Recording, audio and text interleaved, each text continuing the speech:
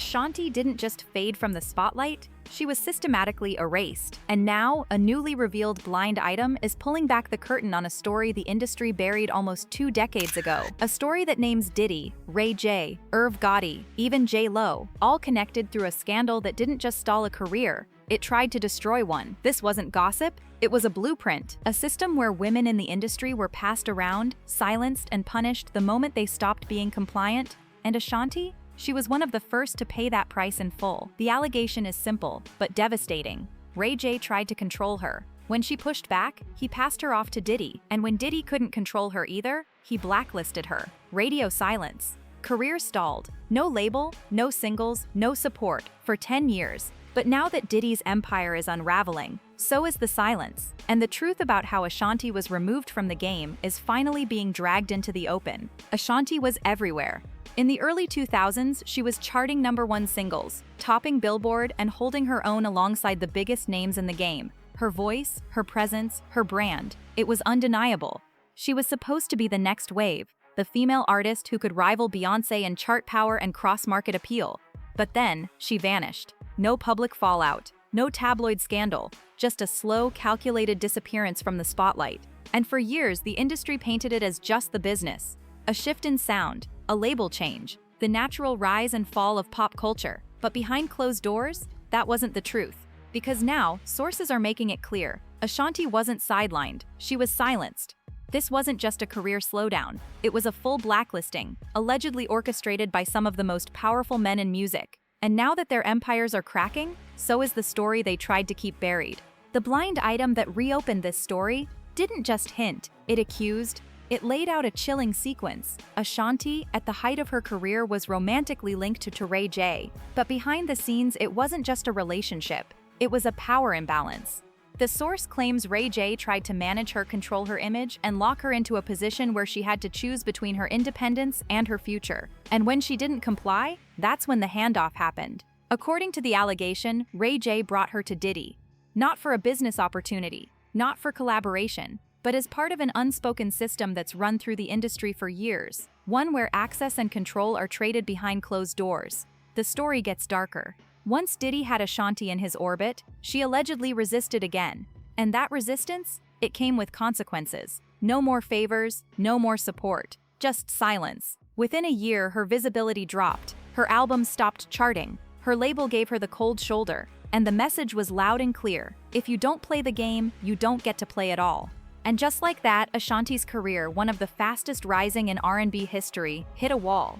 It wasn't a gradual decline. It was a strategic freeze. Interviews dried up. Radio spins disappeared. Her music, once in constant rotation, became background noise to an industry that had clearly moved on, or so it seemed.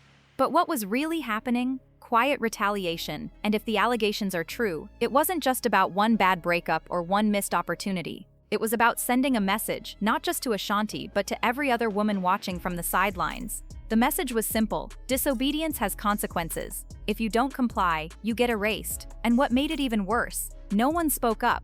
No label execs came to her defense. No big-name collaborators stepped in to keep her visible. It was as if the entire machine turned its back at once. And that's how you know this wasn't just the industry shifting. It was coordinated. And now, with Diddy under fire, people are finally starting to question who else paid the price for staying silent. What makes Ashanti's disappearance so chilling is how normalized it became. One minute she was dominating the charts, performing on every major stage, headlining award shows, and the next, she was gone. No scandal, no explanation, just gone. And the industry treated it like background noise, like another pop culture cycle that had run its course. But now we're learning that silence wasn't random, it was enforced. The allegation is that once Diddy took control of the narrative behind the scenes, doors began to close, fast. Radio play stopped, promotion budgets dried up, her name stopped getting booked, her singles stopped getting pushed, and when she tried to rebuild independently, the support simply wasn't there. This is what happens when someone with power decides you're done. And Diddy didn't have to say it publicly. He didn't have to tweet or rant. He just had to pull strings behind closed doors. And the rest of the industry followed. Because that's how it works when fear controls the game. When your survival depends on keeping powerful people happy, saying no becomes a career-ending move. And for Ashanti, that move cost her a decade. Ashanti didn't speak out. Not then, not publicly. And that silence? It was strategic. But it wasn't weakness, it was survival. Because when someone as powerful as Diddy allegedly makes the call to blacklist you, it doesn't just affect your music, it affects your entire life. Labels don't want to touch you, producers pull out, writers ghost you, your team shrinks, your opportunities vanish, and the very people who once called you family stop returning your calls. That's not just a career pause, it's a forced isolation, and for Ashanti that isolation lasted over 10 years. She kept creating, but the doors were locked. She stayed professional, but the rooms stayed closed. And she knew that if she spoke up too soon, or named names without protection, she could be branded as difficult, disloyal, or worse. Because that's how this system works. You're allowed to be talented, you're allowed to shine, but only as long as you don't challenge the wrong people. Ashanti chose silence over self-destruction, and now that silence is finally being broken, on her terms. What makes this moment so powerful is that Ashanti isn't just surviving, she's returning. And she's doing it while the very men who once held the keys to the industry are finally losing their grip. Diddy is under federal investigation. His name is tied to lawsuits, raids, and accusations that are shaking the foundation of his empire. The fear that once silenced people, it's breaking. And while that happens, Ashanti is walking back into the spotlight, on her own terms. Not under a label, not as someone's protege, but as a woman who was counted out and is now reclaiming everything that was taken. She's releasing music again, reuniting with artists who always respected her, booking interviews where she's not just smiling, she's telling the truth. And the industry that once turned its back on her is now forced to reintroduce her without the filters, without the gatekeepers. This isn't just a comeback, it's a correction. And the timing, it's not accidental. Because now that Diddy can't control the narrative anymore, Ashanti doesn't need permission to speak. Ashanti isn't the only one reclaiming her voice, and that's what makes this moment feel different. We're seeing a pattern, not just an isolated comeback. Former bad boy artists, ex-proteges, collaborators, background figures who were once forced to play silent roles in someone else's narrative, now finally stepping forward. Each time another voice emerges, the bigger picture sharpens. And what's being revealed isn't just the abuse of individual artists, it's the abuse of power itself. Diddy's empire wasn't just about music, it was about control. A system where fear kept the machine running, and where anyone who challenged him disappeared. But now, that fear is gone, and with it, the silence is collapsing.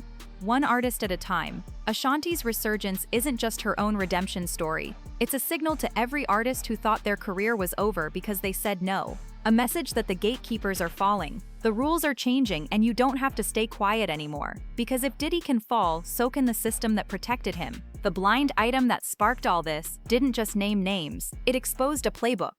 A sequence of events that too many women in the industry have experienced, but few have survived with their careers intact. It laid out how control is passed around under the guise of mentorship.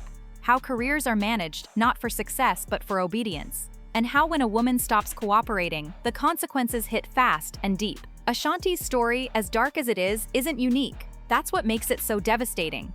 Because what happened to her could have, and has, happened to others. The only difference now is that people are finally connecting the dots out loud. They're realizing that fading away doesn't always mean losing relevance. Sometimes it means being silenced by design. And the fact that this blind item came out now, while Diddy is under federal fire, while the music industry is reckoning with its old guard, while voices like Cassie's and Danity Kane's are being amplified, that timing isn't random. It's a symptom of a system losing control of the narrative. For the first time, the truth isn't being buried, it's being linked. And that's when real damage starts. What we're seeing now is a reckoning, not just for Diddy, but for the system that allowed him and others like him to operate unchecked for decades. Ashanti's story isn't just about one man retaliating against a woman who refused to play by his rules. It's about the network of enablers, executives, publicists, lawyers, gatekeepers who watched it happen and said nothing.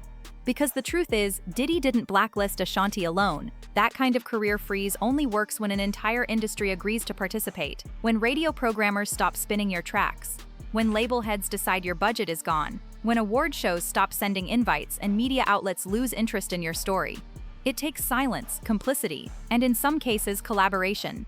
Now, as Diddy's empire crumbles, those same people are watching closely, hoping their names don't come up next. Because if the industry starts holding not just predators but their protectors accountable, then it's not just one man falling, it's the whole house of cards. And Ashanti? She might be the first major comeback from that house, but she won't be the last. This is what power looks like when it unravels. For years, Diddy's control didn't come from paperwork or public statements. It came from the quiet, the unspoken understanding that he could end careers with a phone call, blacklist talent with a whisper, and shift public opinion without ever saying a word. That's what made him dangerous. That's what kept so many people, including Ashanti, from speaking out. But that silence isn't working anymore. The lawsuits, the raids, the public breakdowns of his empire, they've shattered the illusion. He's no longer the kingmaker. He's no longer the one who decides who stays in the game. And once that illusion breaks, the fear breaks with it. Ashanti doesn't need his approval now. She doesn't need a platform from the people who locked her out. She built her own. And the fact that she's being welcomed back, not as a nostalgia act but as a voice with unfinished business, means everything. Because this moment isn't just about healing, it's about correction. And the industry knows it. Ashanti's return isn't just personal, it's symbolic. It marks a turning point in an industry that spent decades pretending stories like hers were just business decisions, just bad timing, or creative differences. But now, with so many voices coming forward, with lawsuits, blind items, and first-hand accounts stacking up, that lie doesn't hold anymore. Because when you look back with fresh eyes, the pattern is obvious. The timing of her disappearance, the sudden collapse of support, the way the industry quietly moved on while she was still standing there, unheard. That's not a coincidence. That's a blueprint, one we've seen before, and one we're finally starting to recognize in real time. And it's only happening because the fear is gone. Because the names that used to shut down conversations are now being investigated. The structures that once protected them are now being exposed. And for artists like Ashanti, that means there's finally space to speak without losing everything. She's not just back, she's proof that the silence was never about talent, it was about power. Ashanti's story is just one chapter in a much bigger collapse. The power structures that silenced her, the same ones that protected men like Diddy for decades, are finally breaking. The NDAs aren't working, the loyalty is gone, and the voices that were once buried, they're not just coming back, they're demanding to be heard. This isn't just a comeback, it's a shift, and if you're paying attention, you can feel it. But if you think this is the full picture, you're not even close. Watch what happened when Diddy's empire started collapsing fast. Assets sold, artists speak, feds close in. Then see how Trump confirmed Diddy begged for a pardon, and there's no way out. And don't miss how L.A. Reid settled at the last minute, and it exposes Diddy's blueprint. Because once you connect these stories, you'll see this isn't about one man falling. It's about the entire system that let him rise. You're already in it. Stay locked in.